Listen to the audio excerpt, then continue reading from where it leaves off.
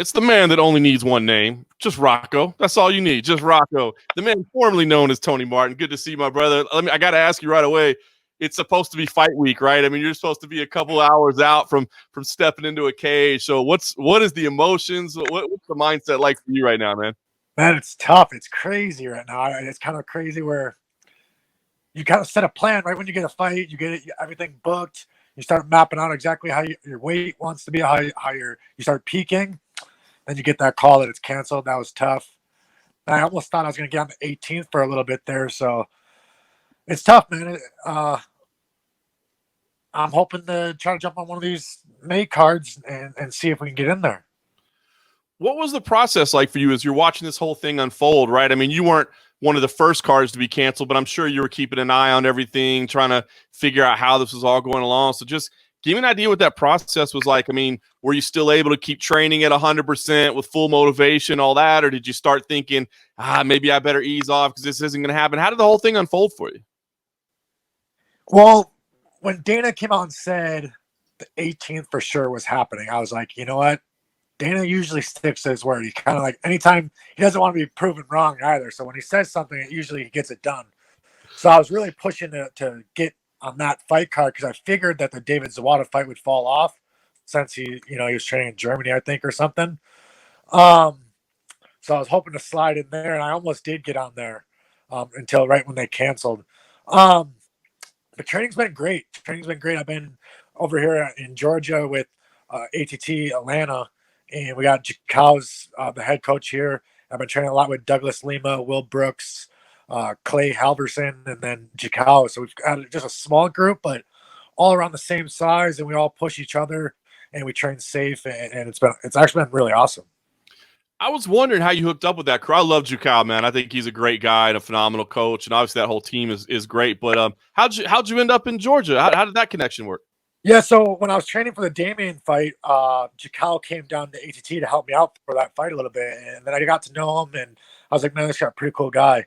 And then what happened was Douglas was fighting Roy McDonald, and I was like, I've always wanted to train with Douglas Lima, and I was like, this might be a great opportunity for me to get out there and get some good quality training in. So I ended up buying a travel trailer and camper, and I moved out to Atlanta. And I came out here because I didn't know if I'd stay, if I'd like it, and I was like, because I was kind of wanting a little bit of a change. And then so I came out here and I loved it, and I've been here ever since. That's awesome. So are you in like a travel trailer right now? Yeah, I am. It's absolute mess. I'd show you, but there's no way. That's funny, but I guess it works out perfect. I mean, not that anything's great during a pandemic or whatever, but as far as the way you're supposed to live, I mean, this is kind of good, right? That's what I say. Well, like nothing's really changed with me because I'm already so isolated out here. Other than going to the grocery store, staying safe, and we just have a small group that we train with. So other than that, nothing in my life has changed. So that part's been awesome. That's great. My wife wants me to sell our house and get like a big travel trailer and like drive around the country with our kid, but I don't know, man. Could you live that life? Oh, with the kid and the wife?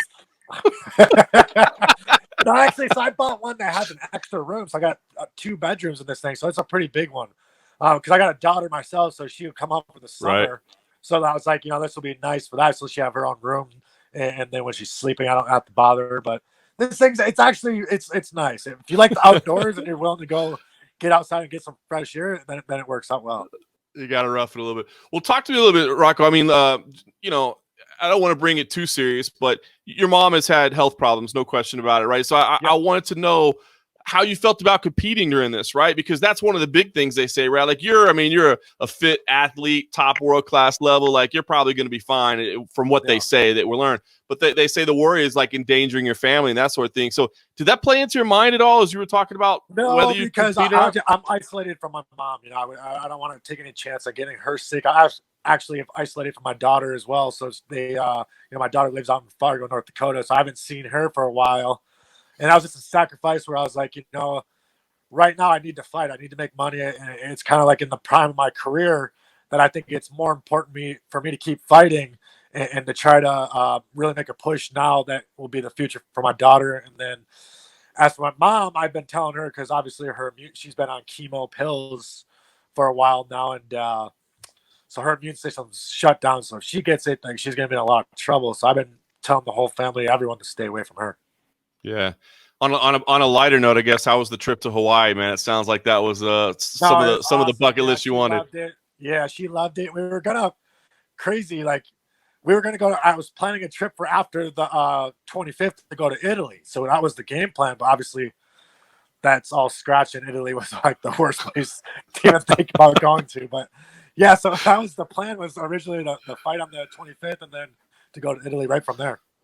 Wow. We'll talk about so what do you know at this point, right? I mean, I guess a lot of it's still up in the air. I mean, Dana says we're going forward on May 9th and it's going to happen. And you guys that miss fights, y'all are going to be the first ones to get fights back on the books. But what have you heard so far? What do you know?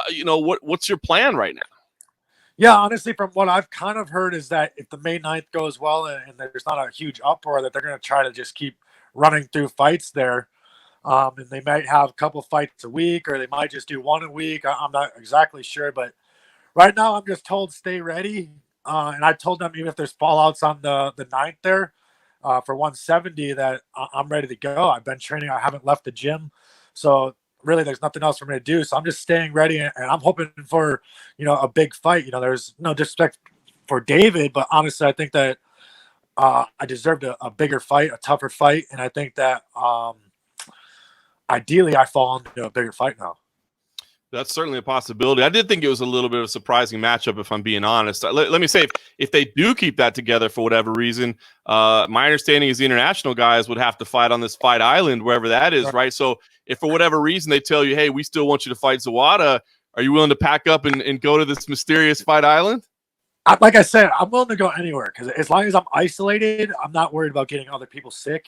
So if there was a thing where I had to be around my mom right now, if she was like really sick, obviously she's sick and dying right now, but if she was like, if I had to be there by her bedside, I wouldn't be doing anything. But from what we know from the doctor, she still has a few years left. So right now I'm like, well, I'm gonna need to make some more money real quick, so we can keep doing these vacations and having a good time. Yeah, the bucket list trips are gonna get expensive, right? But but a good way to spend it, though. Yeah. No doubt. Well, talk to you about the goals. I mean, you said it right away. Like, I'd like a bigger fight if I can get it. I mean, It's weird because I guess everything got reshuffled, so there's no real matchups. Have you started kind of looking at the rankings and looking at the list yet and saying, now that your fight fell apart and my fight fell apart, hey, so and so, why don't me and you get together? Well, I was kind of a little tickled. I'll say I was a little tickled about the Nico Price and Vincent Luque fight, because they just fought a couple years ago. Vincent Luque put him away, so it kind of was. I was upset because I was healthy and looking for a fight. Why I wasn't fighting one of them? Obviously, I think that I belong in the top 15. I think that I'd probably one of my worst fights against Damian, and I still feel like I was in the fight. And then I go out to Russia and fight Ramazan, that I don't think anyone was wanting to run out all the way out to Russia and fight him. And he's extremely tough. And to go there and win as dominant as I felt like I won there was big. I didn't know for sure if it'd be, top 15 after, like a top 15 fight again. But I thought it'd be somewhere, like a Nico Price, I thought was a good matchup. I thought that was a kind of a spot. We're kind of in the same area, but they didn't get there. They came up with David Zawada. I don't know. I didn't really know who he was, so I'm not trying to trash on him. He is a tough fighter, but I don't think he's on my level. I also don't think he's on where I'm at right now. I think that this is going to be my 15th UFC fight. Would be one of my 5-1 at welterweight, and with a close fight with Damian. I think that it's time for. Let's see where I'm at. I think that it was Damian. I felt even going in the fight was one of the worst matchups in the top 15 for me, with him being so elite in one area that it wasn't, because I'm kind of I feel like I'm just really well rounded everywhere, where I'm not a high specialist anywhere. So I feel like anyone that's just well rounded is a very good matchup for me. I dig it. So give me an idea. I mean, when you started this welterweight run, I felt like you had a little bit of a chip on your shoulder, man. I felt like you wanted to prove the world wrong and that sort of thing. And then you had the success. Then you had the setback. That was very frustrating. But I don't know. Give me an idea. Where's the mindset now? I mean, or do you still have that little chip on your shoulder, like, hey man, people aren't giving me the respect I deserve, or do you feel like that's not healthy? What's the definitely feeling? Not healthy. You know what I mean? It's never been a healthy thing where I've always felt like, I think maybe it's kind of how I grew up a little bit, where you feel like all the cards are stacked against you all the time. But I almost sometimes like feeling like I'm, I feel like I'm cornered, and even this next fight is my last fight on my UFC contract. So I feel like I'm kind of in a corner.